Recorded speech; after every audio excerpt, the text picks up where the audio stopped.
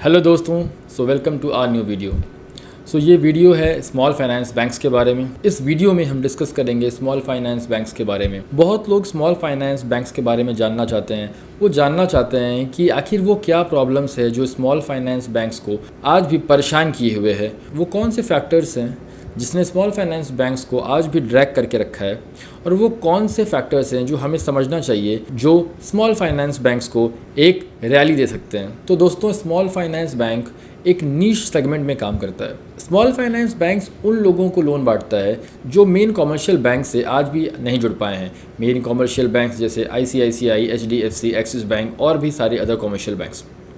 इन बड़े बैंक्स की कंप्लायंस बहुत ज़्यादा होती है, इनकी रूल्स रेगुलेशंस थोड़े टफ होते हैं। इसीलिए वो इंडिविजुअल्स जिनकी सैलरी स्लिप के फॉर्म में नहीं आती, या उनके पास चीज़ें बहुत ज़्यादा हाईली डॉक्यूमेंटेड नहीं होती हैं, वैसे कस्टमर्स के लिए RBI ने स्मॉल फाइनेंस बैंक्स को लाइसेंस दिए थे और उन पे एक कंडीशन लगाई थी जिसमें कि 75% of the loans small finance banks को प्रायोरिटी सेक्टर लेंडिंग में देने होंगे। PSL वो सेक्टर्स हैं जिसमें मोस्टली एग्रीकल्चर, छोटे बिजनेस, छोटे ग्रुप लोन्स और अदर छोटे लोन्स आते हैं। अब क्वेश्चन ये उठता है कि ये सारे स्मॉल फाइनेंस बैंक्स जिन पे इन्वेस्टर्स को बहुत भरोसा था कि ये स्मॉल फाइनेंस बैंक्स उनको एक मल्टी बैगर रिटर्न दे सकते हैं, काफ़ी सालों से ये स्मॉल फाइनेंस बैंक्स अपने ही रेंज में फंसे हुए हैं और अपने ऑल टाइम हाई को बीट नहीं कर पा रहे हैं।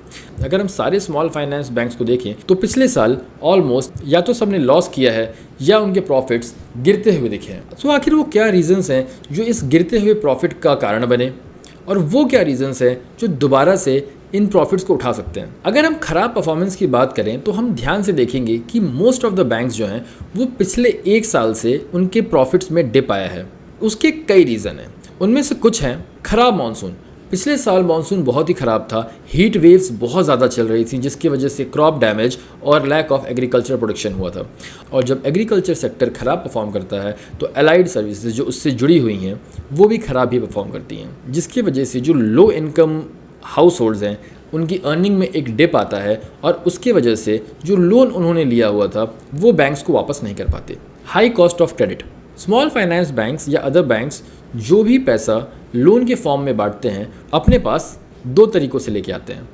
पहला है डिपॉजिट। जो पैसा हम FD RD के फॉर्म में बैंक्स को देते हैं। दूसरा, ये bank extra credit other financial institution या बैंक से उठाते हैं। आप सबको पता है कि लास्ट ईयर ये न्यूज़ बहुत ज़्यादा चलती थी कि फेड ने इंटरेस्ट रेट को कट किया या नहीं, RBI ने इंटरेस्ट रेट को कट किया या नहीं।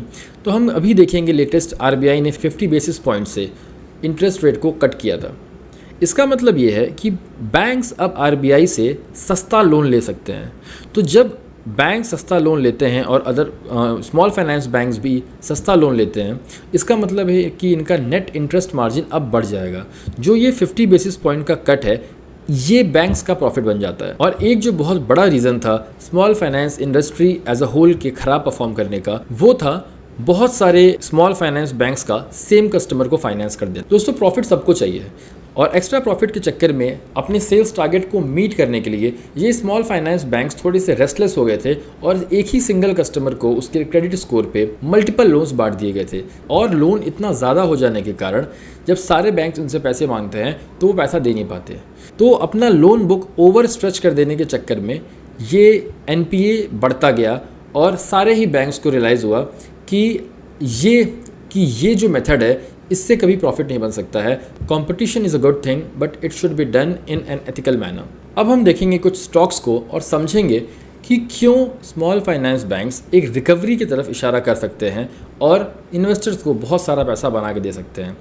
दोस्तों, बहुत इंपॉर्टेंट है कि आप किसी भी स्टॉक में इन्वेस्ट करने के पहले अपने एडवाइज़र से ज़रूर बात करें और अपनी ड्यू डिलिजेंस भी ज़रूर करें। हम सबसे पहले देखेंगे इक्विटास स्मॉल फाइनेंस को। अगर हम चार्ट पे चलें तो आप देखेंगे कि इनका स्टॉक प्राइस लगातार गिरता हुआ था बट अभी एक रिकवरी दिख रही है। यही चीज़ आपको ईसाफ स्मॉल फाइनेंस बैंक के चार्ट पे भी दिखेगा। एक यहाँ तक डिप आया और ये बढ़ रहा है। फिर उज्जीवन स्मॉल फाइनेंस बैंक में चलेंगे और इसकी भी कहानी वही है बट इसने बाकी स्मॉल फाइनेंस बैंक से बहुत अच्छा परफॉर्म किया है। हम एक एक करके इन स्टॉक्स को समझते हैं। अगर हम इक्विटास की बात करें तो सबसे पहले चलते हैं इसके क्वार्टर्स पे। अगर हम क्वार्टर्स पे चलें तो अगर आप रेवेन्यू की बात करो तो जो रेवेन्यू मार्च 2022 में 896 करोड़ का था वो मार्च 2025 में बढ़ के 1644 करोड़ का हो चुका है। आप देखेंगे कि इसका रेवेन्यू लगातार बढ़ता हुआ है। प्रॉफिट्स की अगर हम बात करें तो ये प्रॉफिट मार्च 2024 तक ठीक चल रहे थे, जो कि 2008 करोड़ तक था, पर जून 2024 में ये गिरना स्टार्ट करता है और आज भी देखा जाए तो प्रॉफिट्स बहुत ही मिजरेबल हैं। अगर हम प्रॉफिट एंड लॉस अकाउंट में चलते हैं तो रेवेन्यू अगर हम देखें, जो मार्च 2011 में रेवेन्यू बिल्कुल भी नहीं थी, वो मार्च 2025 में बढ़ के 6312 करोड़ हो गई है। ये ऑल टाइम हाई सेल्स है, आपको ये बात हमेशा ध्यान रखनी होगी। प्रॉफिट्स में अगर चलें तो नेट प्रॉफिट जो 2011 में 0 करोड़ का था वो लगातार बढ़ता हुआ चला। मार्च 2024 में इसने अपना all time high profit hit किया और उसके बाद बाकी सारे स्मॉल फाइनेंस बैंक्स की तरह इन्हें भी हाई डिप देखने को मिला। इसाफ स्मॉल फाइनेंस की बात करें तो सेम आपको एक पैटर्न सभी में दिखेगा। रेवेन्यू अगर आप देखो तो 29 करोड़ से बढ़ के अब 3862 हो गई है, जो कि ऑल टाइम हाई रेवेन्यू है। आप देखोगे कि रेवेन्यू सबके ऑल टाइम हाई है। सेम गोज़ विथ उज्जीवन के क्वार्टर्स में चलते हैं तो 818 करोड़ से बढ़ के ये 1573 करोड़, जो कि ऑलमोस्ट ऑल टाइम हाई है। और अगर हम प्रॉफिट एंड लॉस अकाउंट में चलेंगे तो ये बिल्कुल आपको ऑल टाइम हाई मिलेगा, जो 148 करोड़ से बढ़ के 635 करोड़ का हो गया है। तो कोई भी स्मॉल फाइनेंस बैंक का आप देखोगे तो रेवेन्यू बढ़ता हुआ है। Profit again Ujjivan small finance bank ने कंपेरेटिवली अदर कंपनीज बहुत अच्छा परफॉर्म किया है। नेट प्रॉफिट को देखें तो 2 करोड़ से बढ़ के इसने अपना हाई बनाया 1281 करोड़ का मार्च 2024 में, और अगेन ये अब डाउन है 726 करोड़ के। ईसाफ स्मॉल फाइनेंस बैंक, इसका नेट प्रॉफिट 1 करोड़ का था, इसने भी अपना हाई बनाया 426 का और अब 521 करोड़ के लॉस में है। आपको ये पैटर्न लगभग पूरी इंडस्ट्री में दिखेगा। तो this is not about a single stock, this is not only about Ujjivan small finance bank, इसाफ small finance bank और इक्विटास स्मॉल फाइनेंस बैंक और other banks also. For example सूर्योदय स्मॉल फाइनेंस बैंक, आप किसी का भी देखोगे आपको ये पैटर्न सब में दिखेगा। किसी बैंक में आपको प्रॉफिट गिरता हुआ दिखेगा तो किसी बैंक में आपको लॉस दिखेगा, but all the companies are forming the same pattern. अगर अब हम बात करें पीबी रेशियो की, तो इक्विटास का अगर प्राइस टू बुक रेशियो देखें हम तो ये अपने मीडियन से लो पे है। 1.8 इसका median price to book value है और अभी ये ऑलमोस्ट चल रहा है 1.3 पे। ईसाफ स्मॉल फाइनेंस पे चलते हैं, इसके चार्ट पे चलेंगे, इसका प्राइस टू बुक वैल्यू देखेंगे और देखेंगे कि ये अपने मीडियन वैल्यू के ऑलमोस्ट करीब आ चुका है। ये सेम लेवल्स पे है। और उज्जीवन की अगर हम बात करें, प्राइस टू बुक वैल्यू में जाएं तो ये भी लगभग अपने मीडियन बुक वैल्यू पे पहुंच चुका है। तो वैल्यूएशन के हिसाब से हम इक्विटास थोड़ा सस्ता दिखता है compare to ESAF and Ujjivan small finance banks.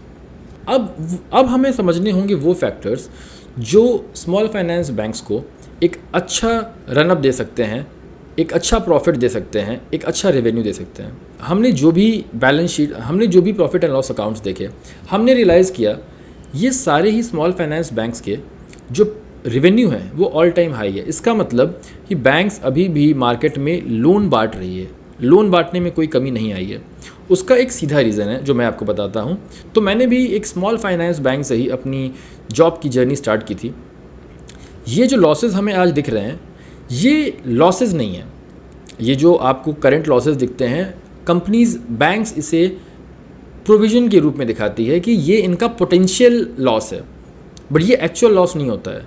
अब जैसे जैसे टाइम आगे बढ़ेगा ये सारे बैंक्स जो बहुत कंपटीशन कर रहे थे इन्हें भी समझ में आएगा कि ये कोई अच्छी प्रैक्टिस नहीं है और ये अब कलेक्शन पे फोकस करेंगे। जो पैसा मार्केट में फंसा हुआ है, जिसको इन्होंने प्रोविज़न के रूप में दिखाया है, ये पैसा धीरे धीरे वापस आना स्टार्ट होगा और आपको आने वाले क्वार्टर्स में वो आपको प्रॉफिट में ऐड होता दिखेगा, अदर इनकम या किसी और वे में।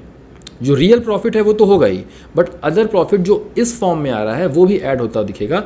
फिर आप देखोगे कि स्मॉल फाइनेंस बैंक्स एक all time high revenue, all time high profits and all time high share price पे भी जा रहा है। पर वो कौन सी चीज़ें हैं जो हमें भरोसा देती हैं कि ऐसा होगा? वो रीजंस हैं स्मॉल फाइनेंस बैंक्स का अनसिक्योर्ड लैंडिंग से सिक्योर्ड लैंडिंग की तरफ जाना। अगर आप कंपनीज के क्वार्टरली कॉन कॉल्स को सुनते हो तो आपको समझ में आएगा कि अब स्मॉल फाइनेंस बैंक्स जो हैं अनसिक्योर्ड लेंडिंग से सिक्योर्ड लेंडिंग की तरफ जा रहे हैं। सिक्योर्ड लेंडिंग में कंपनी के पैसे के डूबने के चांसेस नहीं होते, जैसे मिनी हाउसिंग, अफोर्डेबल हाउसिंग, जैसे व्हीकल लोन, जैसे गोल्ड लोन। तो इनका पोर्टफोलियो जो एक टाइम केवल 20-25% ही सिक्योर्ड लेंडिंग होती थी, वो बढ़ते बढ़ते अब 50 to 60% सिक्योर्ड लेंडिंग की तरफ जा रही है। चाहे वो जीवन स्मॉल फाइनेंस बैंक हो, चाहे वो सूर्योदय स्मॉल फाइनेंस बैंक हो, चाहे वो कोई भी स्मॉल फाइनेंस बैंक हो, क्योंकि इन बैंक्स को पता है कि अपने पैसे को सिक्योर करना बहुत ज़रूरी है। दूसरा जो कि मैंने अपनी एक रील में बताया था, आरबीआई ने प्रायोरिटी सेक्टर लेंडिंग की जो लिमिट थी वो 75% से घटा के 60% कर दी है। तो जो ये 15% पैसा बचता है इनके पास, वो उन लोन्स में देंगे जो सिक्योर्ड है। अगेन, तो बैंक्स ऑलरेडी सिक्योर्ड लोन्स की तरफ जा रहे थे और अब आपकी पीएसएल लेंडिंग भी कम हो गई है, तो आपको दुगना फ़ायदा हुआ। थर्ड है इंडिया का अच्छा मानसून। इस साल का मानसून पिछले बार के मानसून से बहुत अच्छा है। इस बार वैसे हीट वेव्स नॉर्थ में नहीं चली, जिसकी वजह से कि बहुत दिक्कतें हो। नेक्स्ट है collection will be the focus for all the small finance banks. इस साल सारे ही बैंक्स अपने प्रोविजन अकाउंट पे जो इन्होंने अमाउंट दिखाया है उसको कलेक्ट करने की कोशिश करेंगे और ये कोशिश करेंगे कि अब गलत लेंडिंग ना हो, ओवर लेंडिंग ना हो जाए। अगला है ईजिंग इन्फ्लेशन।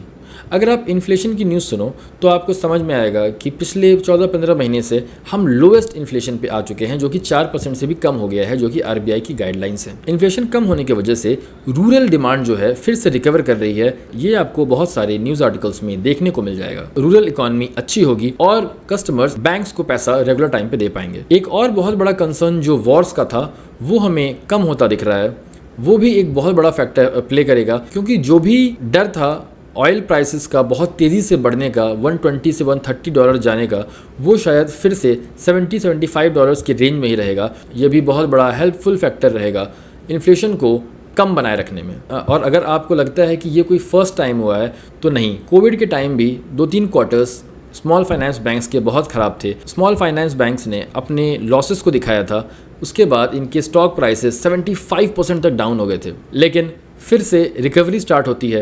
ये सारा अमाउंट जो बैंक ने लॉस में दिखाया था वापस से इसके कलेक्शन स्टार्ट होते हैं, बैड डेट्स रिकवर होते हैं और एडिशनल प्रॉफिट्स में ऐड होते हैं। और फिर हमने देखा कि स्मॉल फाइनेंस बैंक्स ने रैली दिखाई, पैसे को 3-3 गुना किया। आपको ये इंश्योर करना है कि किसी भी स्टॉक में इन्वेस्ट करने के पहले आप खुद की रिसर्च अच्छे से करें और सारा पैसा कभी भी एक स्टॉक में ना डालें। अगर आपको स्मॉल फाइनेंस बैंक्स में पैसा लगाना भी है तो इंश्योर करिए कि अगर 3 स्टॉक्स लगभग सेम वैल्यूएशन पे चल रहे हैं तो आप तीनों में पैसा बराबर डालिए। 30,000 रुपये एक स्टॉक में डालने से अच्छा है कि आप 10-10 हज़ार 3 स्टॉक में डालें, और जब एक स्टॉक आपको प्रॉफिट दे दे तो उसका पैसा निकाल के फिर दूसरे स्टॉक में डालें। इससे आपका पैसा डाइवर्सिफाइड रहता है और सेफ भी। और अगर कोविड और डीमोनेटाइजेशन के बाद भी रूरल सेक्टर बाउंस बैक कर सकता है तो डेफिनेटली अभी पिछले 1 साल में कोविड जैसा तो कुछ नहीं हुआ है। इस चैनल का पर्पज़ है आपको एक स्मार्ट इन्वेस्टर बनाना, आपको एक जागरूक इन्वेस्टर बनाना, को ये आइडिया देना कि आपका पैसा किसी स्टॉक में क्यों लगना चाहिए। तो मिलते हैं अगले वीडियो में। अगर आपको किसी स्पेशल सेगमेंट पे या किसी स्पेशल स्टॉक पे वीडियो चाहिए तो प्लीज़ कमेंट में उस स्टॉक का नाम लिखिए। चैनल को लाइक करिए, सब्सक्राइब करिए। जो जेन्युइनली इंटरेस्टेड हैं स्टॉक मार्केट को सीखने में, उनके साथ शेयर करिए और अपने जेन्युइन फीडबैक भी कमेंट्स में शेयर करिए कि मैं आपको और वैल्यूएबल इंसाइट्स दे पाऊँ। Thank you so much. मिलते हैं नेक्स्ट वीडियो में।